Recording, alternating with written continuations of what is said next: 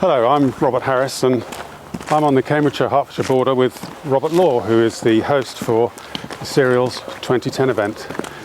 So, Robert, you've been farming here in this area since 1981, I believe. That's right. Yes, I originally came here in 1981 to work on this farm, and over the years I progressed from managing this farm to share farming it in partnership, and then buying the other partner out in 1988 and expanding over the years, taking on other land in the area till we built the business up to its present size. So you're now farming about 1,500 hectares, of which about 1,200 of that is arable? Yes, that's right. Mixed arable, and the rest is all grassland to support 2,500 ewe flock. Okay. And of that, winter wheat will take the lion's share, I would imagine? The winter wheat amounts to about 400, just over 400 hectares altogether. Okay, and just take us through that, because you're surrounded by some pretty decent local markets around here, so you very much gear your variety choice and your production to those markets, don't you? Yes, I mean, within 20 miles of the farm we've got 3 soft wheat mills here. There's one at Hitchin, one at Stortford, one at Bedford. So we tend to, we have for a number of years grown just Group 3 soft wheats. Besides the 400 hectares of wheat, you're also growing other cereals. You're growing some barley and some oats? Yes, we grow about 120 hectares of winter barley. The variety's carrot. That goes into Jordans as well, and it's used for pearling. And we also grow about 120 hectares of oats as well, which go to Jordans as well. And obviously that's used in their breakfast cereal production and their bar production. And you've also got a special slot for rye, I think, on some old gravel pits. Yes, I've got some land about 20 miles from here, which was extracted for gravel production, and now has been restored, and we're growing rye down on there. There's a lot of woods in the area around there. There's quite a rabbit problem and also a geese problem in one area, so we've got that land in sort of more or less continuous rye production. So you're very much mixing and matching crops according to soil type, according to market, according to where they slot into your rotation and your needs, your labour force. Absolutely. The whole. I'm looking at every field, getting the best out of everything I've got, utilising my assets as best here, going to a different farm, growing the crops which are most suitable there and for which I can find a market for, and coming to another farm and looking at that as a completely separate issue. I've got a variety of soil types. They're all very light. It's not what mega yielding wheat oilseed rape country, so we're doing things differently. We're going that extra mile, earning that extra premium.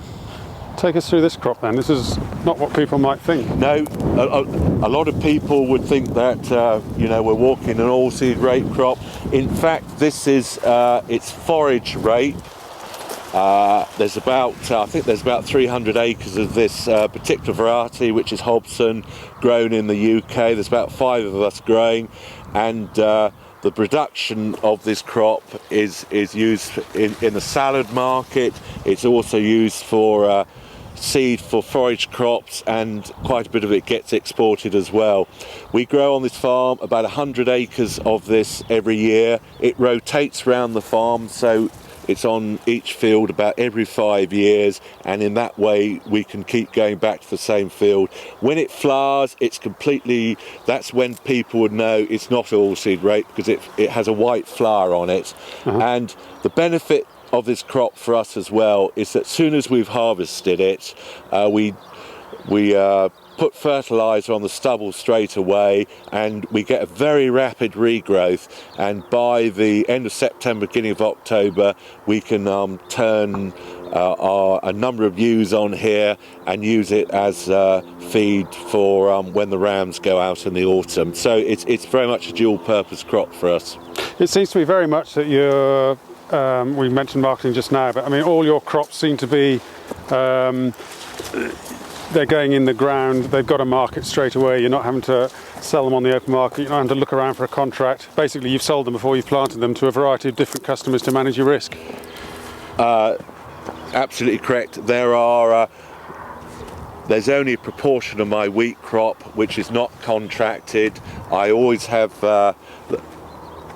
wheat production over and above what I need for my contracts, and that is the wheat which we sell in the local area. The barley, oats and rye, they're all contracted before I even put them in the ground. Right.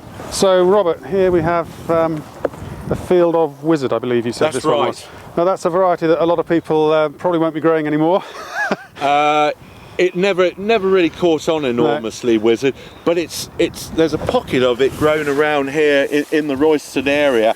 As I said, we grow only really group 3s, so we need a range of group 3s. We added this in. It's always been a very consistent performer for us, and it was in 2008 this variety really came into its own, because that was dreadfully wet year. The harvest got really extended, and we ended up cutting a lot of our wheat into September. And this particular farm, we didn't actually get here with a combine till the 15th of September, and amazingly enough, this variety had hung on to its quality longer than all the other varieties. We still had a good bushel weight, it hadn't sprouted, and so spreading our risk, having a mix of varieties, encouraged us to stay with growing. So this crop will be going to Jordan, so that means basically that everything that's going to Jordan's is going as conservation grade. Absolutely correct, so, yes. Which very briefly means that you're having to do things environmentally. Yes. There are 1 or 2 protocols or conditions under which we grow the crop. Right. Basically, we don't apply chlormequat to the crop. We haven't used chlormequat on this farm for 5 years, and we don't apply any OPs to this crop either. And over and above that, the protocols set are to do environmental works on the farm, and that's when all the hedges which we've established come into the equation, and also areas of wild bird cover, pollen and nectar, field corner management, and wildflower areas as well. They count in there, and we have to put a certain percentage of our farmed area into these other crops. So what sort of a premium are you getting to make that worthwhile? Enough to make it worthwhile, right?